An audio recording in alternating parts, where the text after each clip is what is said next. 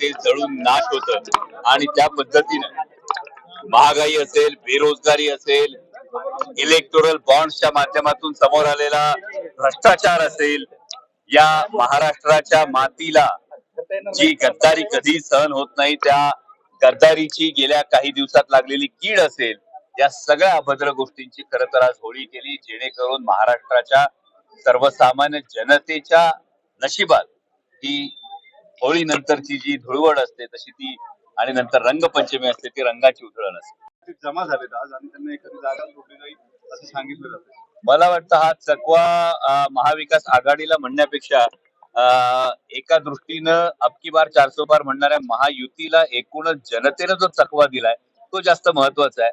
आणि म्हणूनच अबकी बार 400 पार म्हणत असताना कुठेही कार्यकर्त्यांचा उत्साह वाढत नाहीये. उलट देश पातळीवर जर बघितलं तर हरियाणाचे मुख्यमंत्री बदलून पाहिले, दिल्लीच्या मुख्यमंत्र्यांना आता अटक केली, झारखंडच्या मुख्यमंत्र्यांना अटक केली, पंजाबच्या मुख्यमंत्र्यांच्या पाठीमागे ससेमिरा लावलाय, बंगाल मधल्या काही खासदारांच्या मागे ससेमिरा लावलाय, तरी सुद्धा 400 पार काही होत नाही. महाराष्ट्रामध्ये येऊन जी सगळ्यात महत्वाची गोष्ट, ज्या 48 जागा महाराष्ट्रातल्या आहेत, या गेल्या काही दिवसामध्ये 45चा वगैरे जो काही मिशन 45 वगैरे जे ऐकू येत होतं हे पूर्णपणे बंद झालेलं आहे.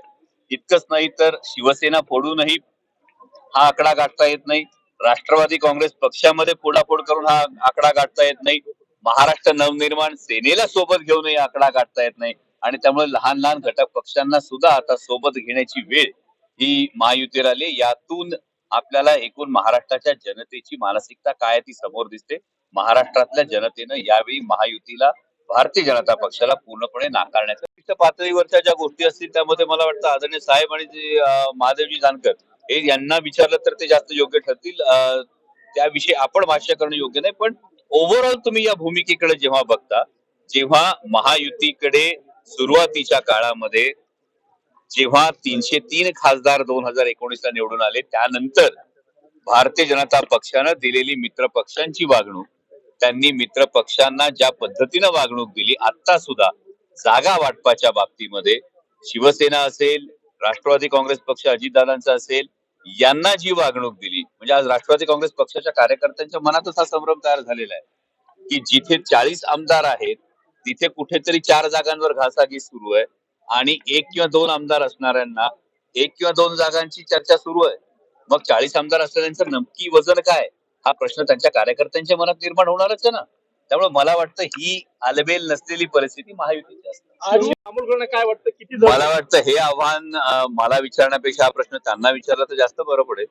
कारण ज्या घड्याळा विरोधात त्यांनी निवडणूक लढवली होती ते घड्याळ चिन्ह घेऊन जाताना म्हणजे ही वेगळीच गंमत समोर येईल आणि लावरे तो व्हिडिओचे अनेक प्रयोग तुम्हाला बघायला मिळतील. सामान्य कुटुंबातल्या व्यक्तीसमोर इतक्या मोठ्या नेत्यांना उमेदवार आयात करावा लागणं, हेच आदरणीय पवार साहेबांच्या विचारावर चालण्याचं यश आहे, हेच एकनिष्ठ असण्याचं यश आहे. आणि असं कुणाला जे काही वाटत असेल, मला असं वाटतं की निष्ठा या शब्दाला महाराष्ट्र आणि मराठी माणूस किती किंमत देतो, किती महत्व देतो, हे येणाऱ्या निवडणुकीमध्ये नक्कीच सर्वसामान्य मायबाप मतदारांना जे जे गृहीत धरतात त्या सगळ्यांना महाराष्ट्रातला मतदार, महाराष्ट्रातला स्वाभिमानी मराठी माणूस हे नक्की दाखवतो.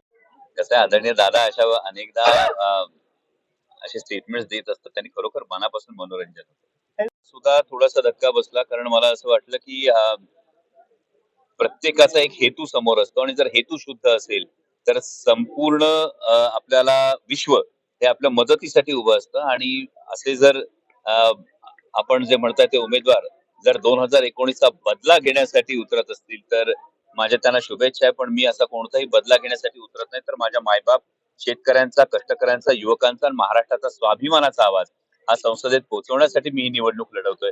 त्यामुळे बदल्याची भावना ही नक्कीच माझ्या मनात आहे. त्यांच्या मनात असेल तर मी त्यांना एवढंच म्हणेन, गेट वेल सून. हडपसर मध्ये आज 4ही उमेदवार जेव्हा आम्ही सोबत होतो, 4ही आज लोकसभेच्या उमेदवारांनी सकाळी एक बैठक केली आणि त्या बरोबरीनं आज हडपसर मध्ये सगळ्या प्रमुख भेटीगाठी घेत असताना सगळेजण ताकदीनं समोर दिसतात आणि एक वाक्यतेने, एकजुटीनं सर्वसामान्य जनतेने, सर्वसामान्य युवकांनी ही लोकसभेची निवडणूक हातात घेतली आहे हे स्पष्टपणे जाणवतंय. सर्वसामान्य जनतेचा एक उत्स्फूर्त प्रतिसाद आहे. खरं तर कुठेही आज रॅली नव्हती, कुठेही आज रोड शो नव्हता, तरी सुद्धा सर्वसामान्य जनता ज्या उत्साहानं भेटते ते खरंच कौतुक असतं. प्रभाग हा शिरूर लोकसभा मतदारसंघामध्ये येतो आणि गेल्या वेळी सुद्धा वसंततात्या मोरेंनी फार ताकदीनं काम हे शिरूर लोकसभा मतदारसंघामध्ये हडपसर विधानसभा मतदारसंघामध्ये केलं होतं आणि त्यानंतर लोकसभेला विजयी झाल्यानंतर मी महाराष्ट्र नवनिर्माण सेनेचे प्रमुख राजसाहेब ठाकरे यांची भेट सुद्धा त्यांच्या चर्चेनुसार घेतली होती. त्यानुसार आजही तीच गेल्या वेळेचं जे सहकार्य होतं हे सहकार्य तसंच राहावं आणि वसंत मोरेंनी सुद्धा ही भावना व्यक्त केली की ज्या पद्धतीनं खासदारांकडून अपेक्षा असतात, संसदेमध्ये जनतेचे प्रश्न मांडण्याच्या अपेक्षा असतात, या पद्धतीनं आमच्या नेत्या खासदार सुप्रियाताई सुळे असतील, मी असेल, या अपेक्षा त्यांच्या पूर्ण होत आहेत हे समाधान त्यांनी व्यक्त केलं. पुण्याच्या पूर्व भागातील 1938 पासून ग्राहकांना गुणवत्ता व सेवेची हमी असलेले अग्रवाल स्वीट्स म्हणजे नुसती परंपरा नाही तर चोखंदळ खवयांसाठी मेजवानी आहे. स्वर्गीय मुन्नालाल अग्रवाल यांच्या प्रदीर्घ वारसा सांभाळत अग्रवाल कुटुंबियांनी स्वीट्समध्ये ग्राहकांची गरज ओळखून अस्सल तुपातील पदार्थ आणि तत्पर सेवेचा वारसा जपत फूड क्षेत्रात नावलौकिक मिळवला आहे. हडपसर गाडीतळ व आकाशवाणी रविदर्शन येथील अग्रवाल स्वीट्सच्या शाखेला नक्की भेट द्या.